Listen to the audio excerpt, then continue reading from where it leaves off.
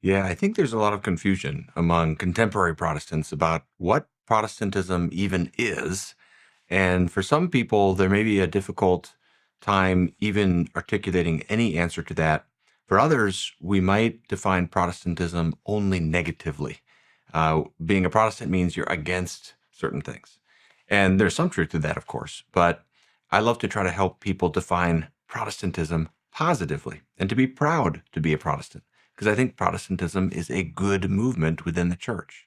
And so I define Protestantism as a movement of reform and renewal within the church that has origins in the 16th century, but also has precursors. And so we speak about proto-Protestant groups, which simply means that there were Christians who anticipated a lot of the Protestant positions and Protestant concerns prior to the 16th century, the 1500s.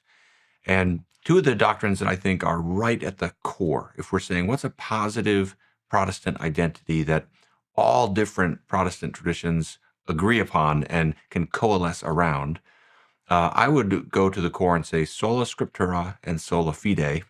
And I'll define those words. Those are Latin phrases, but they simply mean by scripture alone and by faith alone.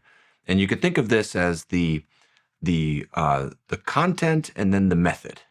So sola fide, by faith alone, is the what of Protestantism, and sola scriptura is the how. Okay, sola fide, this justification by faith alone is sola fide. This is the doctrine that really catalyzed the Protestant Reformation, and it's the positive uh, doctrine that is being proclaimed by the Protestants and recentered and recovered and renewed within the church.